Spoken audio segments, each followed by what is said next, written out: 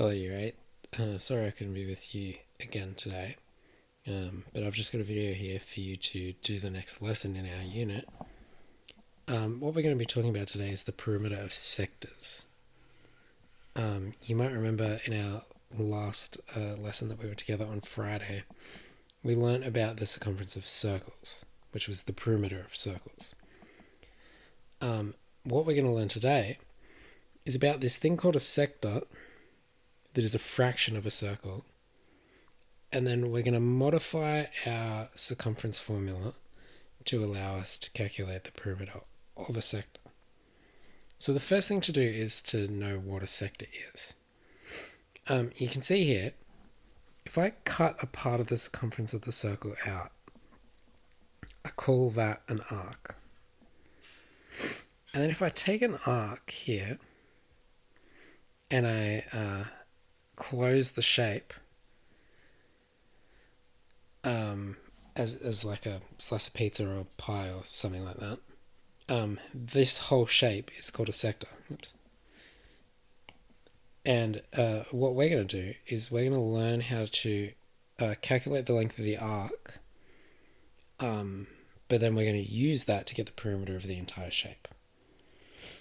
So the formula for the length of the arc is actually quite straightforward.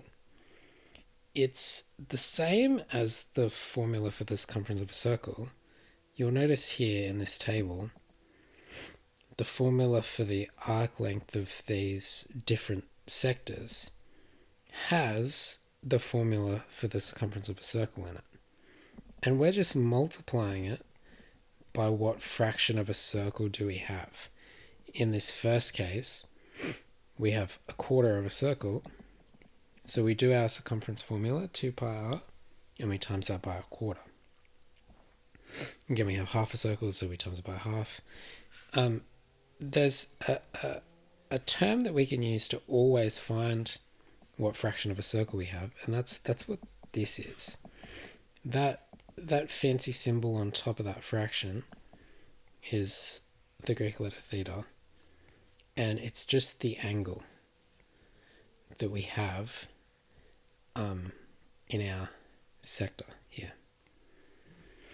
And that gives us what fraction of the circle we're representing in our sector. And then we just multiply that by the circumference formula.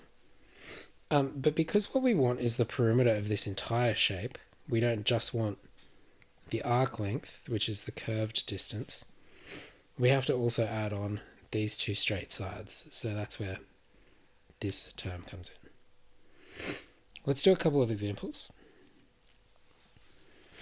We're going to find the perimeter of this sector. So we're going to have our, there's a typo there, that should say 360. We're going to have our, what fraction of a circle do we have? We're going to have our circumference of a circle, and then we're going to add on the two straight sides. That's where these numbers come from. The angle goes there, the radius goes here and here, and then at this point we're just typing it into our calculator, and we end up with 24 centimeters.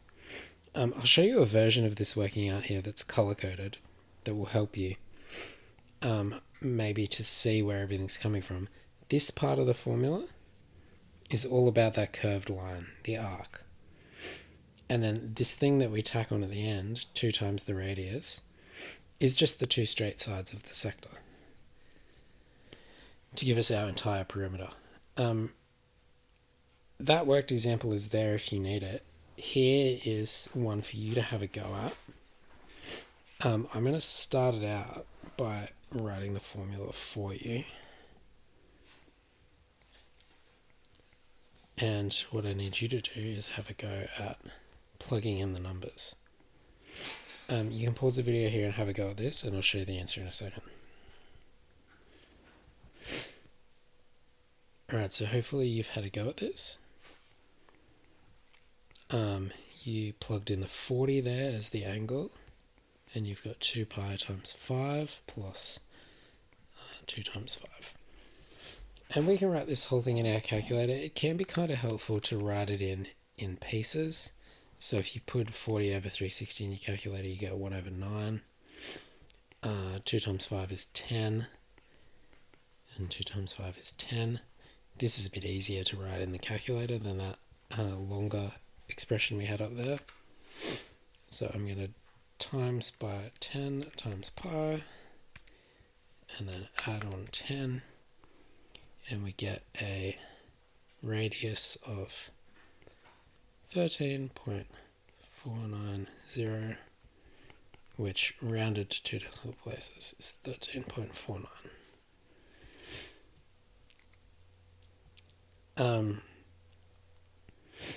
I have a second example here that goes through very similar working out. You'll notice here that this one doesn't have units on the radius of the circle. So in the answer, they've just used the generic units. There's another one here for you to have a go at. And if you want to see the solution to this, you can just look on this OneNote page, and I'll have it there for you. Once you've gone through these worked examples, you can jump down to the check your understanding, making sure that, again, you're only doing these questions that I've asked you to do. If you go to this link, it will give you the entire exercise. If you finish this early, feel free to jump back over to the exam revision that you were working on Monday and keep going with that. I'll hopefully see you guys later in the week. You can get into your work now. Thank you.